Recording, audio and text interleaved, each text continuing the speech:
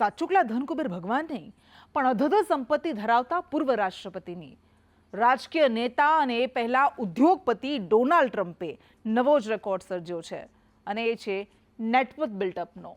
હા, અમેરિકાના પૂર્વ રાષ્ટ્રપતિ અને ભારતના પ્રધાનમંત્રી નરેન્દ્ર મોદીને પોતાના સૌથી નજીકના મિત્ર ગણાવનારા ડોનાલ્ડ ટ્રમ્પે આ રેકોર્ડ સર્જ્યો છે. ટ્રમ્પે 2 કંપનીઓના મર્જરની પ્રક્રિયા પૂરી કરી અને તેઓ સીધા દુનિયાના 500 અમીર લોકોની યાદીમાં ગોઠવાઈ ગયા છે.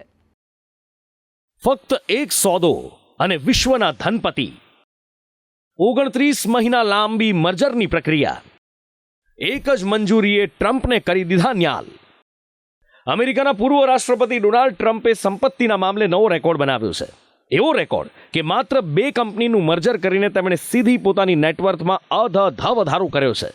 ડોનાલ્ડ ટ્રમ્પે તેમની social media company Trump media and technology ગ્રુપે 29 મહિનાની લાંબી મર્જરની પ્રક્રિયા પૂર્ણ કરી અને આ મર્જર સાથે જ અબજો ડોલરના શેર સત્તાવાર રીતે ટ્રમ્પની માલિકીના બની ગયા.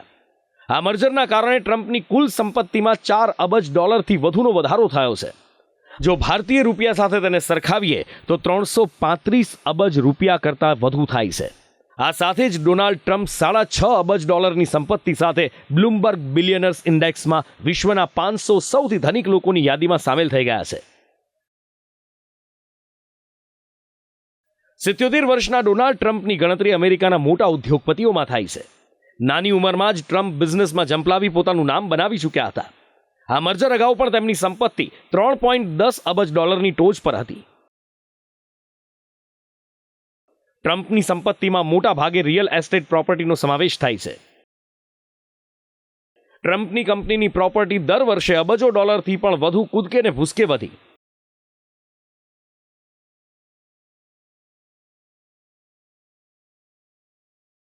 હવે અધૂરામાં પૂરું 2 કંપનીઓના મર્જરથી ટ્રમ્પની નેટવર્થમાં અધધ વધારો થયો છે. ટ્રમ્પ ઓર્ગેનાઇઝેશનના executive vice president Eric Trump કહે છે કે આ અથાગ પરિશ્રમ દૂરદ્રષ્ટિનું પરિણામ છે.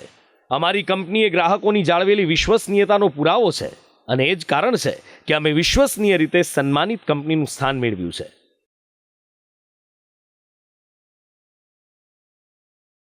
બ્લૂમબર્ગ વેલ્થ ઇન્ડેક્સ શું કહે છે જો તેની વાત કરીએ તો વિશ્વના ધનપતિઓની નેટવર્ક પર નજર રાખતી આ સંસ્થા અનુસાર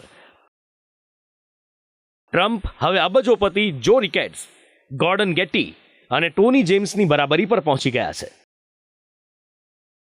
જો રિકેટ્સ ટીડી આર્બિટ્રેશનના સ્થાપક છે. ગોર્ડન ગેટી લોકપ્રિય મ્યુઝિક કમ્પોઝર છે. ડોનાલ્ડ ટ્રમ્પે સોશિયલ મીડિયા પર એક પોસ્ટમાં કહ્યું હતું કે તેમની પાસે લગભગ $500 મિલિયન રોકડ છે. ટ્રમ્પે બિઝનેસની સાથે સાથે રાજકારણમાં પણ પોતાનો પ્રભાવ બતાવ્યો છે. ડોનાલ્ડ ટ્રમ્પ આ વર્ષે સતત 3જી વખત રિપબ્લિકન ઉમેદવાર તરીકે ચૂંટણી લડશે. તેઓ તેમની પ્રથમ ચૂંટણી જીતી રાષ્ટ્રપતિ બન્યા હતા. 2020ની રાષ્ટ્રપતિની ચૂંટણીમાં તેમને જો બાઇડન સામે હારનો સામનો કરવો પડ્યો હતો. ટ્રમ્પ અત્યારે પોતાના ચૂંટણી પ્રચાર માટે મેદાનમાં છે અને ફરી એકવાર તેમની અને જો બાઇડન વચ્ચે અમેરિકામાં મુકાબલો જોવા મળશે. કાનૂની સંઘર્ષ વચ્ચે ટ્રમ્પને મળ્યા ખુશખબર. ટ્રમ્પની કંપની ફરીથી શેર બજારમાં ટ્રેડિંગ કરશે. ટ્રમ્પની કંપની માટે નાસ્ડેકના દ્વાર ખુલ્યા. આ મર્જર સાથે જ ડોનાલ્ડ ટ્રમ્પ હવે શેર બજારમાં પરત ફરી રહ્યા છે. ડિજિટલ વર્લ્ડ એક્ઝિબિશન કોર્પસના શેરધારકો જાહેર વેપાર કરતી શેર કંપનીએ મતદાનમાં ડોનાલ્ડ ટ્રમ્પના મીડિયા વ્યવસાય સાથે મર્જરના સોદાને મંજૂરી આપી હતી. આનો સીધો અર્થ એ છે કે ટ્રમ્પ મીડિયા અને ટેકનોલોજી ગ્રુપ, જેની મુખ્ય product social networking site truth social છે, તે ટૂંક સમયમાં નાસ્ડેક શેર બજારમાં ટ્રેડિંગ શરૂ કરશે. આ સોદાની મંજૂરીએ Trump media and technology group માટે દરવાજા ખોલી નાખ્યા છે. રાષ્ટ્રપતિ પદની ચૂંટણી લડી રહેલા ટ્રમ્પને આ ખુશખબર એવા સમયે મળ્યા છે જ્યારે તેઓ અત્યાર સુધીની સૌથી મોંઘી કાનૂની લડાઈનો સામનો કરી રહ્યા છે. ટ્રમ્પની શરૂઆત પર એક નજર કરીએ તો શેર બજારમાં ડોનાલ્ડ ટ્રમ્પની શરૂઆત સારી નહોતી રહી. ટ્રમ્પ હોટલ્સ અને કેસિનો રિસોર્ટ 1995માં ડીજેટીના સિમ્બોલ હેઠળ જાહેર થયા હતા. હવે આ જ સિમ્બોલ હેઠળ ટ્રમ્પ મીડિયા પોતાનો વેપાર વિસ્તાર કરશે. તમને જાણીને નવાઈ લાગશે કે વર્ષ 2004માં ટ્રમ્પની કેસિનો કંપનીએ નાદારી માટે અરજી કરી હતી અને તેને ન્યૂયોર્ક સ્ટોક એક્સચેન્જમાંથી ડિલિસ્ટ કરવામાં આવી હતી. હવે સમય બદલાયો છે અને ટ્રમ્પની કંપની ફરીથી લિસ્ટ થશે. ટ્રમ્પની નેટવર્થ તો વધવાની જ છે, પણ સાથે સાથે રાજનીતિમાં એમનું નસીબ કેટલું જોર કરી રહ્યું છે એ તો આવનારો સમય બતાવશે.